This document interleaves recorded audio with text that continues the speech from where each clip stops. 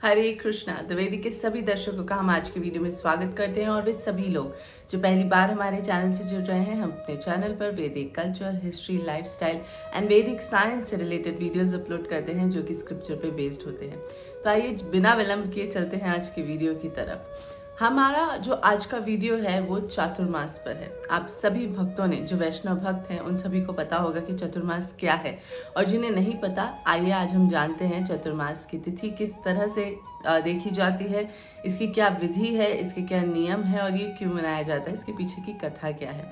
तो इन सभी डिटेल्स के साथ आज हम आपको इस वीडियो में चातुर्मास को फॉलो करने के सभी प्रकार के रूल्स एंड रेगुलेशंस बताने वाले हैं।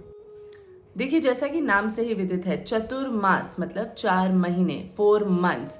जैसे नाम से विदित है 4 मंथ्स, ये 12 महीनों में से वो 4 महीने होते हैं जो कि भक्तिमय आध्यात्मिक कार्य करने के लिए सर्वश्रेष्ठ माने जाते हैं।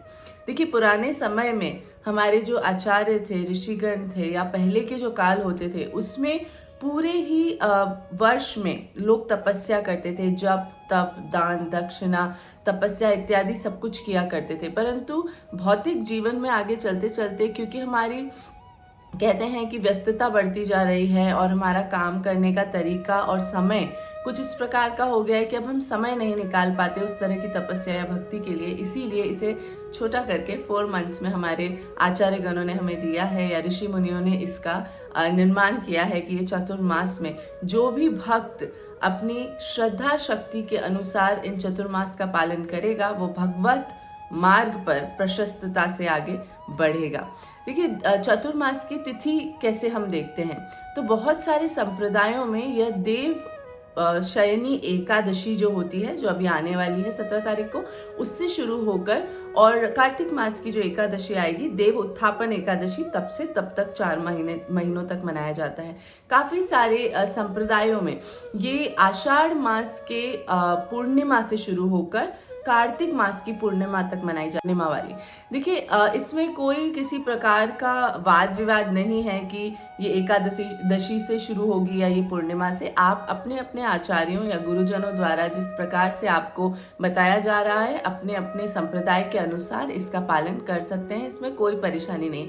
अल्टीमेटली हमें क्या चाहिए? हमें चाहिए कि हम भगवत मार्ग पर अपना जीवन प्रशस्त करें और इन 4 मंथ्स का मैक्सिमम यूटिलाइजेशन कर सकें। तो इसी के साथ ये हो गई तिथि की बात। अब हम आगे चलते हैं इसकी कथा के बारे में और इसके नियमों के बारे में जानने हेतु। जैसा कि हमने आपको बताया कि आध्यात्मिक दृष्टिकोण से उन्नति हेतु, भगवत मार्ग पर उन्नति हेतु ये सर्वश्रेष्ठ मंथ माना जाता है। इसमें भगवान विष्णु की उपासना की जाती है। चतुर्मास स्पेसिफिकली भगवान विष्णु के लिए सेलिब्रेट होता है। इसमें अलग अलग मंथ आते हैं। जैसे श्रावण मास आएगा, उसमें भगवान शिव की उपासना होती है। कार्तिक मास आएगा जिसमें भगवान कृष्ण की उपासना होती है। परंतु ओवरऑल, क्योंकि ये भगवान विष्णु के शयन का समय होता है, इन 4 महीनों में किसी भी प्रकार के मांगलिक कार्य हमारे सनातन कल्चर में नहीं होते। जैसे गृह प्रवेश हुआ, वेडिंग्स हुई जिसमें विवाह कार्यक्रम हुआ, या फिर कोई भी नए तरीके का हम कार्य शुरू करते हैं, तो वो हम इन 4 महीनों में नहीं करते। परंतु इसी के ऑपोजिट, यदि आपको कोई आध्यात्मिक कार्य करना है, उसके लिए कोई परेशानी नहीं है, वो आप आराम से कर सकते हैं। आध्यात्मिक कार्यों में इन 4 महीनों में कोई बंदिश नहीं है। आप आराम से आध्यात्मिक कार्यों को संपन्न कर सकते हैं, क्योंकि ये 4 महीने हमारी ज्योग्राफी के अनुसार वर्षा ऋतु के होते हैं। तो बहुत सारे पहले के ज़माने में जब ऋषि मुनि हुआ करते थे, तो वो प्रचार प्रसार के लिए, भक्ति के प्रचार प्रसार के लिए यात्राएं नहीं कर पाते थे। इसी वजह से वो अपने अपने मठों में या अपने अपने आश्रमों में रहकर कठोर तपस्या करके भगवान की प्रसन्नता हेतु अलग अलग नियमों का पालन करते थे, जो आप अपनी श्रद्धा शक्ति के अनुसार कर सकते हैं। हम आपको आगे चलकर बताने वाले हैं। तो इसकी कथा कुछ इस प्रकार है। श्रीमद् भागवतम के अनुसार ऋषभ देव जी ने अपने पुत्रों को इस तपस्या या इस चतुर्मास को करने का आदेश दिया, और उन्होंने बताया कि किस प्रकार अपनी देह की सभी प्रकार की जो कर्म है उससे अपने आप को डिटैच करने के लिए उन्हें कठोरता से इस चतुर्मास का पालन करना चाहिए, जिससे भगवान श्री हरि प्रसन्न होंगे तथा वो भगवान के इस मार्ग पर आगे बिना किसी अड़चन के बढ़ पाएंगे। तो यहीं से शुरू हुई चतुर्मास की ये विधि, क्योंकि ये ग्रंथों में दिया हुआ है, बहुत सालों से इसे प्रैक्टिस किया जाता है, परंतु हमें इस कथा के अनुसार ये आगे बढ़ा है ताकि हम बद्ध जीव जो कि कलयुग के हैं उन्हें भी ये सारी बातें पता हो।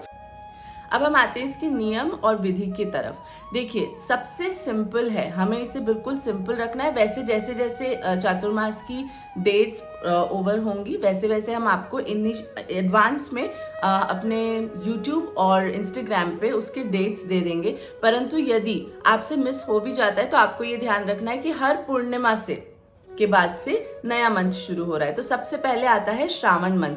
तो श्रावण मंथ की जो विधि है उसमें बहुत सिंपल रखना है। इसमें हमें लीफी वेजिटेबल्स को नहीं ग्रहण करना है। लीफी वेजिटेबल्स का तात्पर्य है पत्तेदार सब्जियां। जैसे कि आपको स्क्रीन पर पत्तेदार सब्जियां दिख ही रही हैं। इनमें से यदि आप किसी का कंजम्पशन करते हैं तो आपको सावन मास में लीफी वेजिटेबल्स का कंजम्पशन नहीं करना है। दूसरा माह आता है भाद्रपद।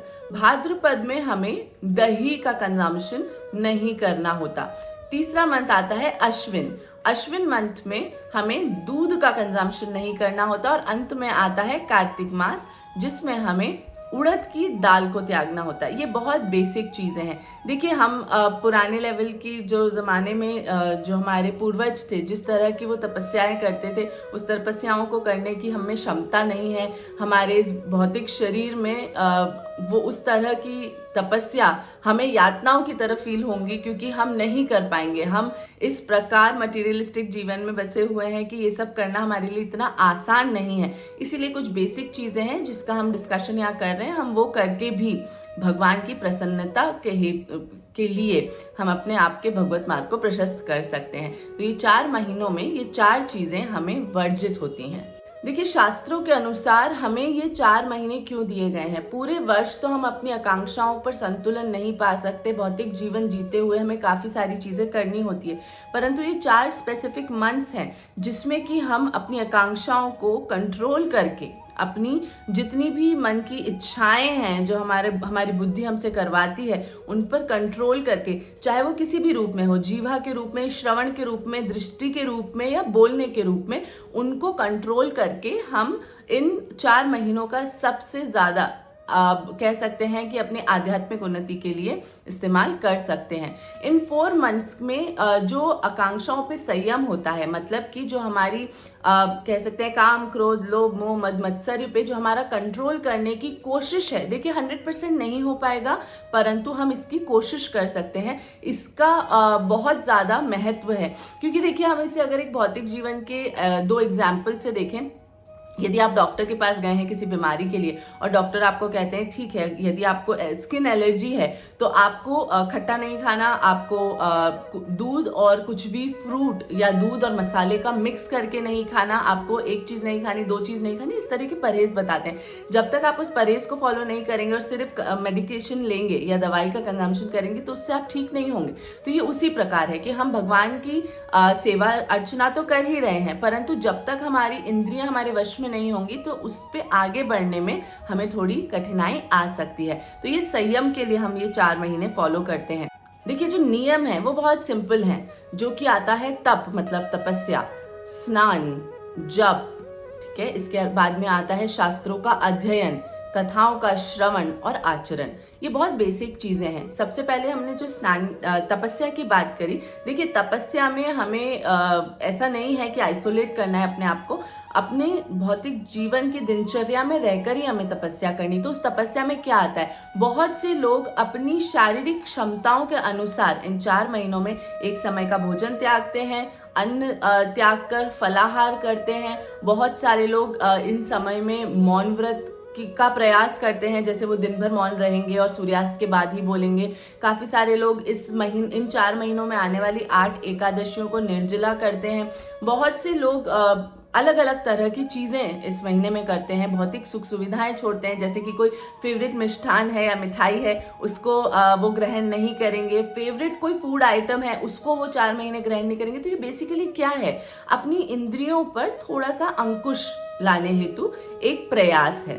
तो इस तरह की तपस्या की जा सकती है अपनी अपनी मेडिकल एंड फिजिकल कंडीशंस को ध्यान में रखते हुए। तो प्लीज आप अपने शरीर की रक्षा के खुद जिम्मेदार हैं, तो आप प्लीज इस चीज को अपनी मेडिकल कंडीशंस को देखते हुए ही करें कि आपको क्या चीज करनी है। ऐसा नहीं होना चाहिए कि आप कुछ इतना कठिन अपने शरीर के लिए कर लें कि वो आप फॉलो ना कर पाए और उससे आपका स्वास्थ्य खराब हो। तो आप सेलेक्ट कीजिए कि आपको क्या करना है, ये आपकी इच्छा पर निर्भर करता है। तो इस तरह से हम तपस्या कर सकते हैं कुछ भी चीज को छोड़कर। इसी के अलावा जैसे बहुत से लोग होते हैं वो डिसीजन लेते हैं कि ठीक है मुझे प्रजल्पा में नहीं पढ़ना 4 महीने। प्रजल्पा का तात्पर्य क्या हुआ, हम तो इच्छा करती है ना कि कोई बेस्ट फ्रेंड आ गया, माता सामने, अपनी मैया सामने आ गई, या बहन सामने आ गई, भाई सामने आ गया, या हस्बैंड वाइफ, तो हमें लगता है हम दिन भर में जो हमारे साथ बुरा हुआ हम उसे बोल दें, लेकिन वो बोलने से बचना। प्रजल्पा का तात्पर्य हमें किसी भी प्रकार की भलाई बुराई नहीं करनी। तो ये बहुत सारे अलग अलग तरह के कार्य हैं, इसमें से आपको जो भी ठीक लगता है आप वो कर सकते हैं। यदि आपके आसपास में कोई अलग तरह के नियम होते हैं जो कि भगवान की प्रसन्नता हेतु है, जो कि शास्त्रों के अनुसार है, तो आप वो भी पालन कर सकते हैं। दूसरा आता है स्नान। देखिए स्नान में ये है कि जो लोग फ्लैट्स में रहते हैं, मेट्रोपॉलिटन सिटीज में रहते हैं, उनके लिए बहुत सुगम नहीं है, परंतु देखिए हम कह सकते हैं कि बहुत ज्यादा भाग्यशाली हैं कि हम गंगा नदी के किनारे रहते हैं। तो जो लोग किसी भी पवित्र जलाशय के किनारे रहते हैं वो जाकर उन जलाशयों में स्नान कर सकते हैं। हर रोज नहीं भी कर सकते, वीकली कर लें या एकादशी के दिन कर लें, हर रोज कर सकते हैं तो बहुत अच्छी बात है। जिन लोगों के पास में ये एक्सेस नहीं है वो अपने जल में, नहाने के जल में थोड़ा सा गंगा जल मिलाकर, यमुना जल मिलाकर, किसी भी पवित्र जलाशय का जल मिलाकर स्नान कर सकते हैं। तो ये आता है स्नान में। तो हमने देखा स्नान। तब अब आता है जप। ज्यादा से ज्यादा भगवान के नाम का जाप करना है। कोशिश करनी है कि जब माला नहीं भी कर रहे तो मेडिटेटिव वे में अपना कोई भी काम कर रहे हैं, चाहे हम अपने ऑफिस में हैं या हम अपने घर का कोई कार्य कर रहे हैं, बच्चों को पढ़ा रहे हैं, एक जप हमारा मेंटली चलते रहना चाहिए। तो ये कर सकते हैं। उसके बाद में आता है ग्रंथों का अध्ययन। स्वयं अध्ययन मतलब स्वाध्याय जरूर करें। कोई भी एक ग्रंथ, कोई जरूरी नहीं है कि आपको कोई स्पेसिफिक ग्रंथ पढ़ना है। देखिए श्रीमद् भागवतम तो श्री हरि के या भगवान श्री कृष्ण की लीलाओं को हमें बताता ही है, परंतु अगर आप चाहें तो रामचरितमानस पढ़ सकते हैं, श्रीमद् भागवतम पढ़ सकते हैं, भगवद गीता पढ़ सकते हैं, भक्त माल में से भक्त चरित्र भगवान को पढ़ के सुना सकते हैं, द कृष्णा बुक पढ़ सकते हैं। ये आपके ऊपर है, आपको कौन से ग्रंथ का अध्ययन करना है। और इसी के अलावा आता है भगवान की सेवा। यदि आपके घर में विग्रह है, विग्रह सेवा है, नहीं भी है तो आप चित्रपट पे भी कर सकते हैं, कोई परेशानी नहीं। भगवान को सेवा ऑफर करनी है, अपनी अपनी श्रद्धा के अनुसार होगा। भगवान का आप अभिषेक कीजिए, उन्हें चंदन, धूप, दीप, नैवेद्य इत्यादि ऑफर कीजिए, पंचोपचार कीजिए। जिनके पास में चित्रपट है वो भी कर सकते हैं ये सारी चीजें। बस आप भगवान को स्नान नहीं कराएंगे क्योंकि आपके चित्रपट हैं और वो खराब होने की संभावना है, तो आप उन्हें गीले कपड़े से पोंछकर पंचोपचार भगवान को ऑफर कर सकते हैं। आप भगवान के पंचोपचार कीजिए, आरती गाइए, भगवान के लिए मालाएं बनाइए, उन्हें सुंदर सुंदर श्रृंगार कीजिए। इस प्रकार से आप भगवान की सेवा कर सकते हैं। And last but not the least, कथा का श्रवण करना ही है। देखिए हम जो सुनते हैं वो हम जब चिंतन और मनन करते हैं उससे हमारी नवदा भक्ति का फर्स्ट स्टेप क्लियर होता है। कैसे? नवदा भक्ति का फर्स्ट स्टेप क्या है? श्रवणम।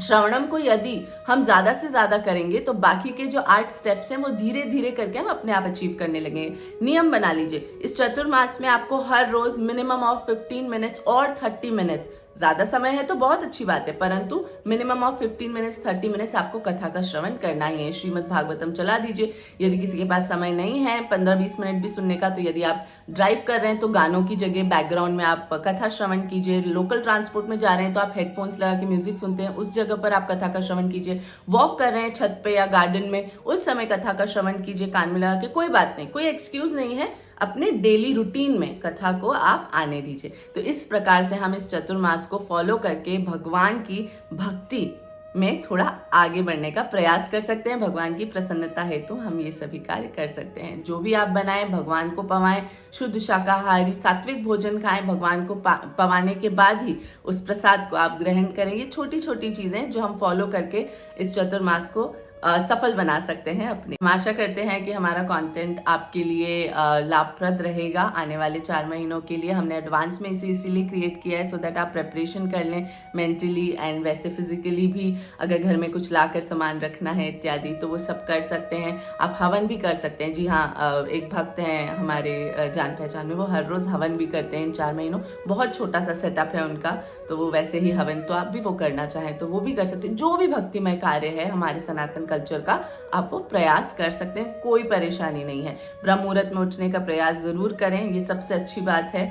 तो ये छोटी छोटी चीज़ें हैं जिनको करके हम अपने 4 मंथ्स को सफल बना सकते हैं। और आपको सावन मास की अलग से हम वीडियो क्रिएट करेंगे, कार्तिक मास के हम अलग से वीडियो क्रिएट करेंगे, वो हम आपके साथ साझा कर देंगे। अभी के लिए हम वीडियो को विराम देते हैं, अदरवाइज ये बहुत लंबी हो जाएगी। Thank you for watching. Hare Krishna.